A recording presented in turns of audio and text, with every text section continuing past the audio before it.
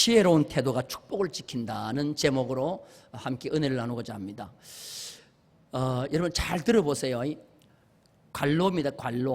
관로가 있어요. 관로만 바꾸면 내 인생이 달라진다. 관로 안에 들어가는 것만 바꾸면 내 인생이 달라진다. 그 관로 안에 뭐가 들어가면 좋을까요? 뭐가 들어가면 됩니까? 정답이 뭘까요? 관로 안에 그것만 바꾸면 내 인생이 달라진다. 이거는 그 성격학자 김태호 박사가 한 거예요. 김태호 박사가 관로 해가지고 이것만 바꾸면 내 인생이 달라진다 하고 친구한테 주면서 뭐만 바꾸면 되냐 그랬더니 그 친구가 그러더라는 거예요. 내 마누라만 바꾸면 내 인생이 달라진다. 그 사람은 세상 다 바꿔줘도 안 될 사람이에요. 남의 거 뭐를 바꿔가지고 내 인생이 달라진다. 그 생각 자체가 잘못된 거예요. 나의 것이 중요해요. 내가 바뀌면 다 바뀌는 거예요. 나의 무엇을 바꾸면 내 인생이 달라질까요? 지난번에 내가 이거 금요 기도했던 거 한번 말씀을 드린 것 같은데 뭘까요? 마음, 태도입니다. 태도. 내 태도만 바뀌어지면 내 인생이 달라진다는 거예요. 우리 좌우에 계시는 분하고 한번 손을 잡고 인사하십시다. 당신 태도를 바꾸면 당신 인생이 달라집니다 하고 인사하겠습니다. 여기 아멘 하는 인생은 오늘부터 놀라운 은혜와 복이 임할 줄로 믿습니다.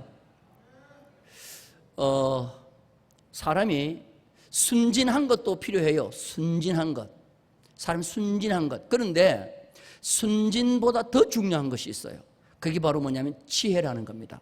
그래서 예수님께서 제자들을 둘씩 짝을 지어서 전도를 보내면서 두 가지가 필요하다고 그랬어요. 그러면서 짐승을 비유하면서 두 가지가 너희들에게 필요하다 그랬어요. 자, 우리 성경 한번 보겠습니다. 마태복음 10장 16절이에요. 다 같이 시작. 보라, 내가 너희를 보냄이 양을 이리 가운데로 보냄과 같도다. 그러므로 너희는 뱀같이 지혜롭고 비둘기같이 순결하라. 첫 번째가 뭐예요? 뱀같이 지혜롭고. 두 번째가 뭐예요? 비둘기같이 순결하라. 지혜와 순결 이 두 가지가 필요하다는 말씀이에요. 그런데 먼저 지혜를 언급했습니다. 그리고 뒤에 순결을 말씀하셨습니다.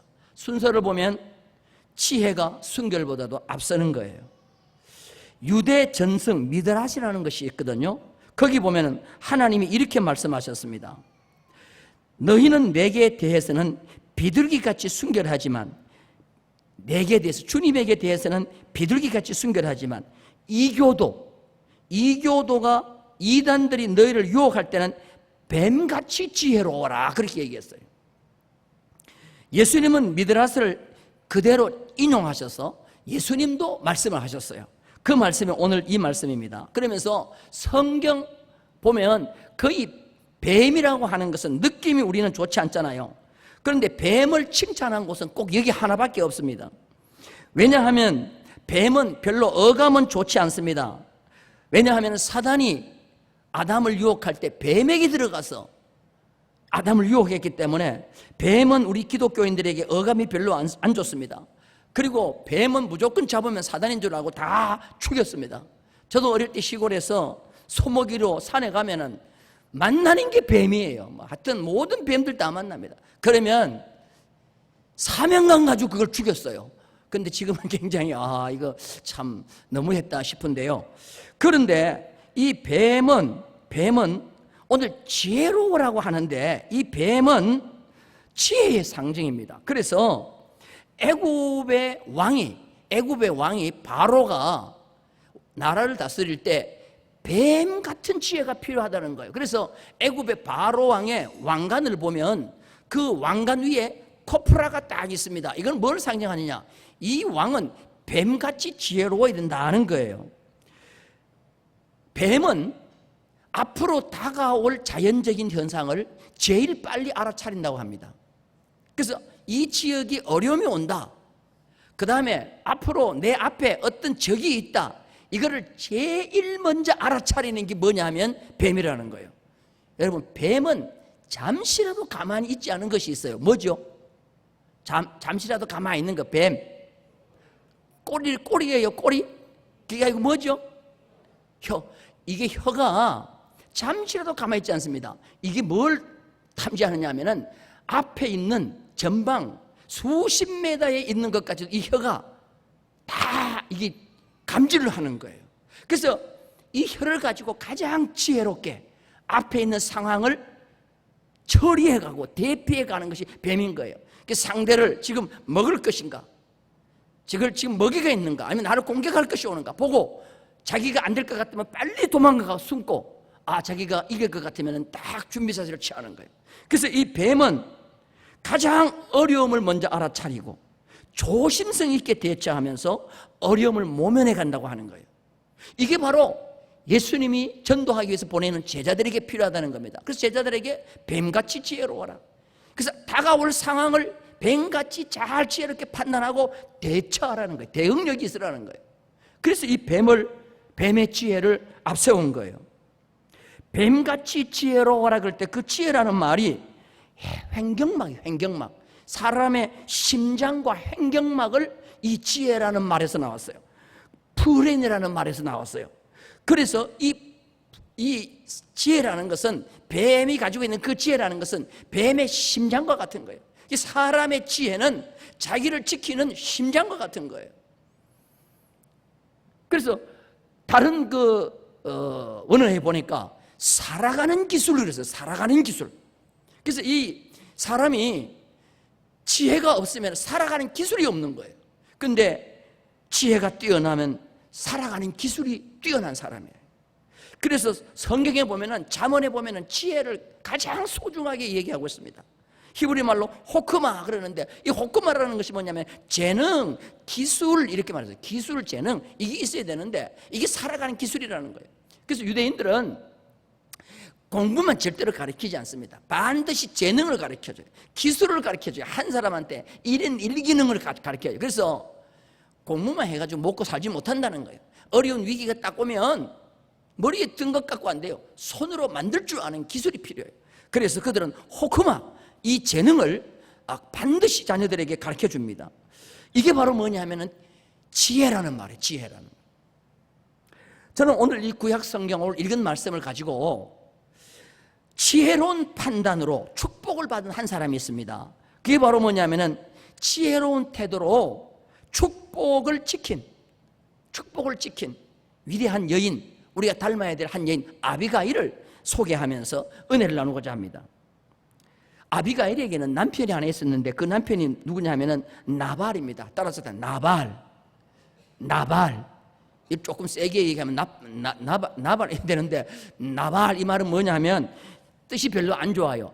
미련한 자라는 뜻입니다. 미련한 자. 여러분, 사람을 이름을 지을 때 미련한 자라고 지었겠어요? 그래서 나발은 본명은 아닌 것 같고, 미련한 짓을 계속 하니까 사람들이 별명으로 붙여준 것 같아요. 아이고, 저 나발 같은 인간, 이렇게 했을 것 같아요. 자, 미련한 자라는 것인데, 이 나발은 그런데 부자예요. 부자. 미련하지만 하나님께서 복을 주셔서 굉장히 부자입니다. 자, 우리 성경 한번 보겠습니다. 2절을 한번 봅니다. 2절 다 같이 읽겠습니다. 시작. 마온에 한 사람이 있는데 그의 생업이 갈멜에 있고 심히 부하여 양이 3,000마리요 염소가 1,000마리이므로 그가 갈멜에서 그의 양털을 깎고 있었다 그랬어요. 이 나발은 마온이라는 곳에 있는데 누구 후손이냐 하면은 가나안 땅에 들어올 때 광야에서 제일 믿음 좋은 사람 두 사람이 있었어요. 요수아와 갈렙이 있었죠. 근데 갈렙의 후손이 나발이에요. 그래서 이 나발이 마온이라는 곳에 살았는데 그 마온에서 갈렙의 후손으로 살았어요. 근데 내가 가만히 생각해 보면 이 나발이 누구 때문에 복을 받았느냐 하면 자기 선조 갈렙 때문에 복을 받은 것 같아요. 그런데 이제 부자가 되고 난 뒤에 이 나발은 자기 믿음을 다 팔아먹었어요. 그래서 양털 깎는 날이 되었습니다. 자, 양을 치는 사람들에게 양털 깎는 날은 농사 짓는 사람들이 추수하는 날과 똑같아요. 추수하는 날 양털 깎는 날은 길 가던 사람이라도 붙잡아가지고 우리 음식을 같이 먹고 가라고 이렇게 붙잡아가지고 대접을 하는 날이에요. 그런데 그 양털 깎는 날 나발에게 다윗이 10명의 부하를 보냈어요. 보내고 난 뒤에 우리가 광야에서 너의 가축을 지켜줬으니 오늘 양털 깎는 날 우리에게도 먹을 것을 좀 달라고 그렇게 다윗이 10명의 부하들을 보냈습니다. 그런데 이 나발이 다윗이 보낸 부하들에게 정중하게 대접을 하지 않고 그냥 쫓아보낸 거예요. 돌려보낸 거예요. 그리고 악평하면서 돌려보낸 거예요. 자, 우리 성경을 한번 보겠습니다. 9절 말씀 봅니다. 9절 말씀 시작. 다윗의 소년들이 가서 다윗의 이름으로 이 모든 말을 나발에게 말하기를 마치매 나발이 다윗의 사환들에게 대답하여 이르되 다윗은 누구며 이새의 아들은 누구냐? 요즘에 각기 주인에게서 억지로 떠나는 종이 많도다. 다윗이 누구냐? 이새의 아들 누구냐? 나는 모른다 그거. 그러면서 뭐라고 말하느냐 하면은 요사이 보니까 주인을 배신하고 도망쳐 나온 종이 많은데 다윗도 주인을 배신하고 도망 나온 종의 한 사람이다라고 악평하는 거예요.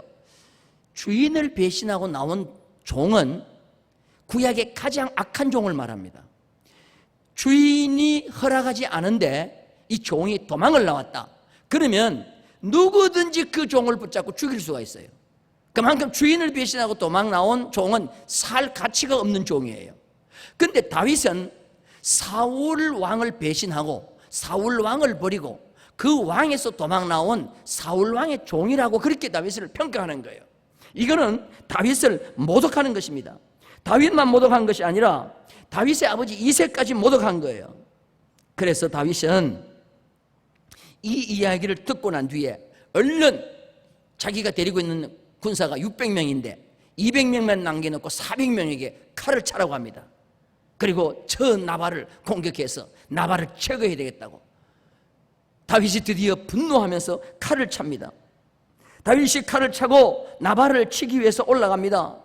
그때 잽싸게 나발의 사환 하나가 있었습니다. 그 사환이 얼른 누구를 찾아갔냐면 나발의 아내 아비가일을 찾아갑니다. 아비가일을 찾아가서 다윗이 지닌 칼을 차고 당신의 남편을 죽이려고 옵니다.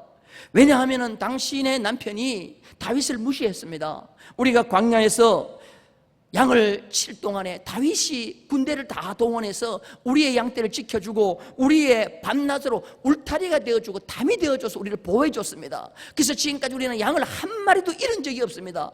그렇게 우리를 도와주신 저 다윗을 모욕했습니다. 그래서 다윗이 칼을 차고 당신 남편을 죽이려고 오는데 아비가일님 어떻게 대처하시겠습니까? 라고 하는 거예요. 자, 우리 성경 한번 봅니다. 자, 16절을 다 같이 한번 읽겠습니다. 16절 다 같이 시작. 우리가 양을 지키는 동안에 그들이 우리와 함께 있어 밤낮 우리에게 뭐가 되어주셨어요? 담이 지어줬다는 거예요. 그냥 지나가는 나그네도 양털 깎는 날이라고 하면 들어와서 식사를 하라고 할 정도로 대접을 하는데 주야로 울타리가 되어주고 담이 되어준 이 다윗이 양털 깎는 이 좋은 날에 내가 당신에게 당신을 지켜주었으니 우리 군사들에게 먹을 것을 좀 달라고 하는데 그 먹을 것을 주지 않고 오히려 모욕하고 무시하고 돌려보냈으니까 이 얼마나 다윗이 분노를 했으면 칼을 차고 오겠습니까? 다윗이 칼을 차고 남편을 죽이려고 온다는 그 얘기를 듣자마자 아비가일이 지혜를 동원하는 겁니다. 지혜를 동원해가지고 얼른 음식을 준비해서 다윗을 맞으러 나가는 겁니다. 자, 그가 음식을 준비하는데 자, 뭐를 준비한가 한번 보십시다. 자, 25장 18절 다 같이 읽겠습니다. 시작. 아비가일이 급히 떡 200덩이와 포도주 2가죽부대와 잡아서 요리한 양 5마리와 볶은 곡식 5세아와 건포도 100송이와 무화과 뭉치 200개를 가져다가 나귀들에게 싣고 지금 몇 종류를 여러분이 이렇게 준비했어요. 몇 종류요? 몇 종류요? 오늘 점심 먹을 때 메뉴가 몇 가지였어요? 한번 따라서 합시다. 먹기에 바빴지. 그거 세지 못했다. 하여튼 먹기에 바쁘지 뭐. 6가지. 여러분 6가지는 6이라는 숫자가 인간의 최대한으로 준비한 숫자예요. 6이라는 숫자는 인간의 숫자예요. 7은 못 가. 7은 하나님의 숫자예요. 이해되면 하면 6가지를 준비했다는 것은 아비가일이 최선을 다해서 준비했다는 거예요. 여러분 오늘 점심 드셔보니까 맛있어요? 맛없어요? 맛있어요? 매일 그렇게 했으면 좋겠죠? 그러면 여러분 다음 주에 하면 돼. 다음 주에 하면 돼요. 참 나는 오늘 음식을 먹는 여러분들을 보면서요, 놀란 것 두 가지가 있습니다. 하나는 와, 평소보다 2배를 드시더라. 내가 솔직히 음식 다 먹는 거 찍어놨어요.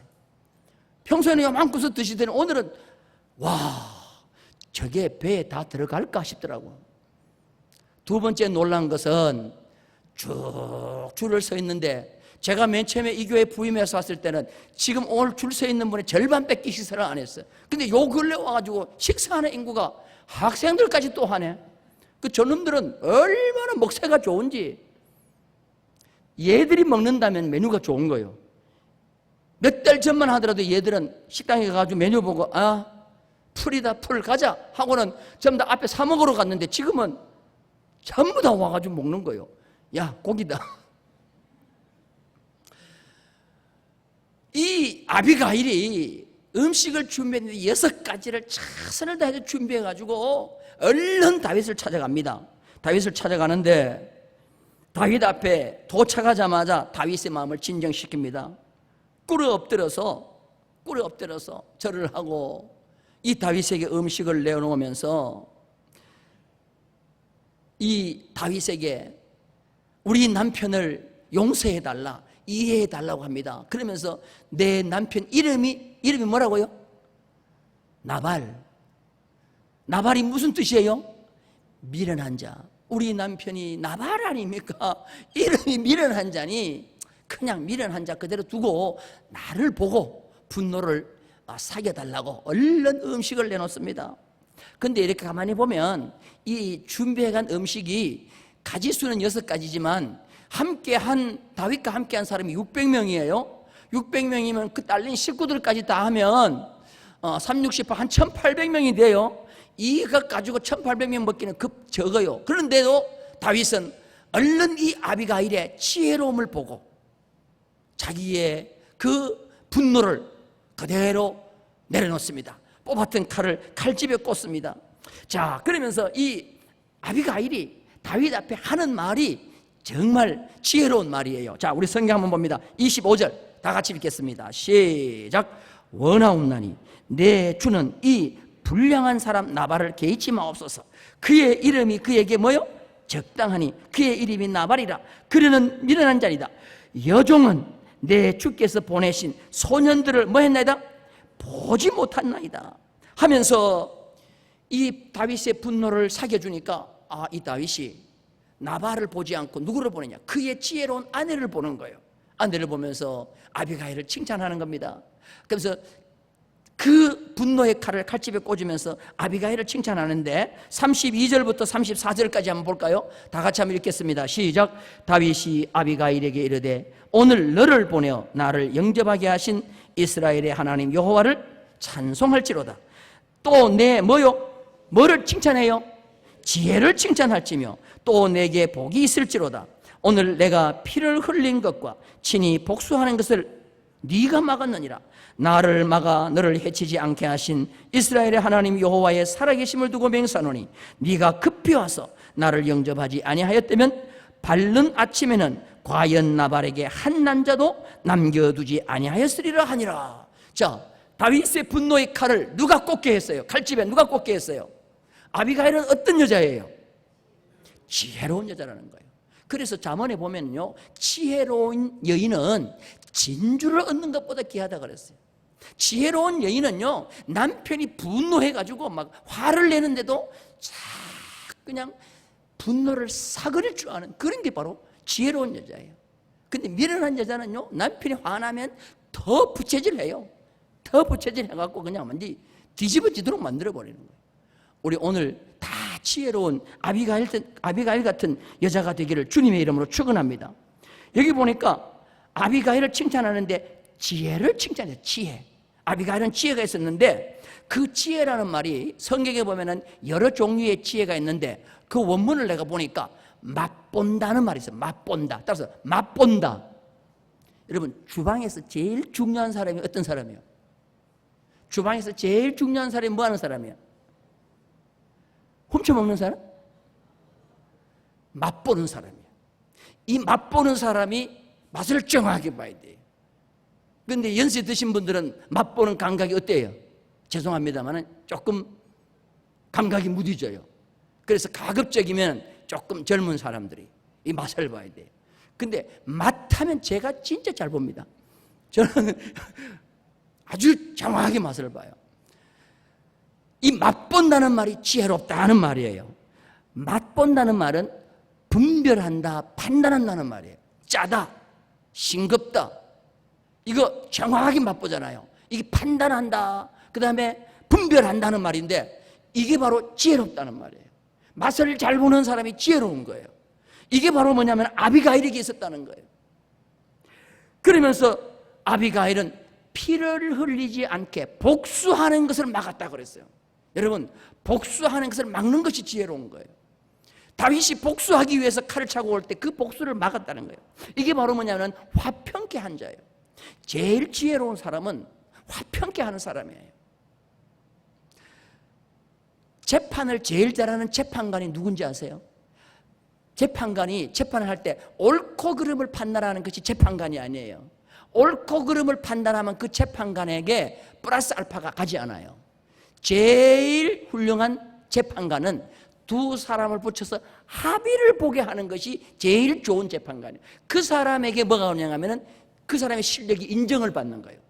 금년에 이 재판관이 몇 사람 팀을 합의를 보게 했는가? 내가 이 재판관에게 직접 들었다니까. 한 장로님이 그런 거예요. 목사님, 저를 봐서라도 합의를 봐주세요. 합의를 봐주세요. 안 돼요. 그랬더니 아이고 그래야 제가 삽니다. 그 나중에 물어봤어요. 그랬더니 합의를 보게 하는 것, 서로 손잡게 하는 것이 재판관이라는 거예요. 우리 성도들도 마찬가지예요. 누가 이기고 누가 지냐가 중요한 것이 아니에요. 서로 마지막에 합의를 보고 손을 잡게 하는 것이 아비가일의 지혜인 것이에요. 오늘 이 지혜가 우리 가운데 있기를 주님의 이름으로 축원합니다. 그래서 예수님께서 하신 말씀 팔복에 보면은 화평케 하는 자는 복이나니 저희가 하나님의 뭐가 돼요? 아들이 된다고 그랬어요. 화평케 하는 자가 하나님의 아들이 된다는 거예요. 아비가일은 다윗을 분노를 사귀고 난 뒤에 편안히 돌아갔습니다. 돌아가 집에 가보니까 웬걸 자기 남편 미련한 자 나발은 다윗에게는 물 한 방울 주지 않았는데 자기를 위해서는 왕의 잔치를 벌여가지고 잔치를 하고 있었어요. 자, 우리 성경 보겠습니다. 36절입니다. 다 같이 시작. 아비가일이 나발에게로 돌아오니 그가 왕의 잔치와 같은 잔치를 그의 집에 배설하고 크게 취하여 마음에 기뻐함으로 아비가일이 밝은 아침까지는 아무 말도 하지 아니하다가 나발은 자기의 생명과 재산을 지켜준, 주야로 지켜준, 담장이 되어준 다윗에게는 찬물 한 그릇도 안 줬어요. 그런데 자기를 위하여는 뭐가 있습니까? 왕의 잔치를 벌였습니다. 여러분, 우상숭배가 뭐라 그랬어요? 우상숭배가 자기를 위하여 사는 것이 우상숭배라고 그랬잖아요. 근데 나발은 자기를 위해서는 왕의 잔치를 벌여놓고 많은 사람과 흥겹게 놀고 있었어요. 자신을 위하여 담이 되어준 다윗은 그렇게 섭섭하게 돌려보냈는데 자기를 위해서는 별 볼 일 없는 사람들까지 다 초청해서 왕의 잔치를 벌였어요. 여러분, 이게 바로 나발이에요. 나발, 미련한 자의 삶인 것입니다. 아비가일은 술 취해가지고 왕의 잔치를 벌이고 있는 아비가일에게는 이 얘기해봐야 아무런 소용이 없으니까 아침 밝을 때까지 그대로 기다리고 있다가 나발이 정신을 차렸을 때 다윗의 분노를 그대로 전달해 줍니다. 자, 우리 성경 볼게요. 37절 38절입니다. 시작. 아침에 나발이 포도주에서 깬 후에 그의 아내가 그에게 이 일을 말하며 그가 뭐하여? 낙담하여 몸이 뭐같이 되었더라? 돌같이 되었더니 38절 시작. 한 열흘 후에 여호와께서 나발을 치심에 그가 뭐가 됐어요? 낙담했다는 말이 낙담했다는 말이 영어 성경에 보면은 낙담이 아니에요. die, 그냥 죽었다는 말이에요. 그런데 그가 그 몸 안에서 죽었다는 말이에요. 그가 그 몸 안에서 죽었다는 말이 뭐냐면은 육체는 살아 숨을 쉬고 있지만 이미 마음은 죽어져 가고 있다는 말이에요. 여러분, 돌같이 나발이 몸이 굳어진 이유가 누구냐? 다른 사람 때문에 그런 게 아니에요. 그 사람 스스로가 그런 삶을 살았다는 거예요. 그래서 자기가 자기 안에서 죽었다. 이 말은 뭐냐? 자기가 자기 스스로 지금 자기를 죽이고 가고 있다는 거예요. 오늘날 이런 사람들 많습니다. 그러더니 열흘 후에 몸이 돌같이 되어서 죽었어요. 다윗은 나발이 죽었다는 이 얘기를 듣자마자 즉시 누구를 부르느냐? 아비가일을 부릅니다. 그리고 아비가일에게 뭐라고 얘기하느냐? 아비가일아, 네가 내가 지난번에 보니 너의 지혜가 너무너무 뛰어났다. 그래서 내가 너의 남편이 되어주겠다. 아비가일을 즉시 다윗은 데려가서 뭘 하냐면 자기 아내로 맞이하는 겁니다. 여러분, 구약 성경에서 최고의 영광이 뭔지 아세요? 누구의 부인 되는 겁니까? 다윗 왕의 부인 되는 게 최고의 영광이요. 밧세바가 마지막에는 누구의 부인이 돼요? 다윗의 부인이 되니까 예수님의 뭐예요? 족보에 올라오잖아요. 신약의 최고의 복이 누구의 아내가 되는 거예요? 신약의 최고의 복은 누구의 아내가 되는 거예요? 예? 예수님의 아내가 되는 것이죠. 뭐 옆에 남편을 쳐다보고 있어요. 예수님의 부인이 되는 것이, 주님의 신부가 되는 것이 최고의 복인 줄로 믿습니다. 신약의 주님의 신부가 되는 것을 구약에 예표적으로 보여진 게 누구의 신부가 되는 거예요? 다윗 왕의 신부가 되는 거예요. 그러면 아비가일이 잘생겨서 다윗 왕의 부인이 됐어요? 공부를 많이 해서 다윗의 부인이 됐어요? 뭐가 뛰어났기 때문에 부인이 됐어요? 지혜. 그 지혜, 횡격막, 자기의 심장 같은 그 지혜가, 소중한 지혜가 누구보다도 뛰어났기 때문에 다윗의 결국은 뭐가 되느냐? 부인이 됐다는 말이에요. 아비가일은 지혜로운 여인이었습니다. 남편과 다윗 왕 사이에 피 흘리는 전쟁을 미리 막은 지혜로운 여인이었습니다. 분쟁을 종식시킨 지혜로운 여인이었습니다. 그래서 그는 주님의 자녀가 되죠. 하나님의 자녀가 됩니다. 주님께서 왜 제자들을 보내시면서 뱀같이 지혜라고 왜 말씀하셨겠어요? 그만큼 이 지혜가 중요한 거예요. 저는 오늘 저도 마찬가지고 우리 모든 성도들, 아비가일이 가지고 있던 그 지혜, 우리 모두가 소유하기를 주님의 이름으로 축원합니다. 이건 배워서 되는 것이 아니고 하나님이 우리에게 은혜로 주시는 거예요. 그러면 이 지혜가 있으면요, 우리가 어디를 가더라도 이거는 기술이에요. 최고의 기술이에요. 생존의 기술이에요. 그리고 어디를 가더라도 분쟁을 종식시켜요. 그리고 모든 사람과 화평을 이루어요. 그리고 주님의 마지막 신부가 되는 거예요. 오늘 이 지혜가 우리 모두에게 있기를 주님의 이름으로 축원합니다.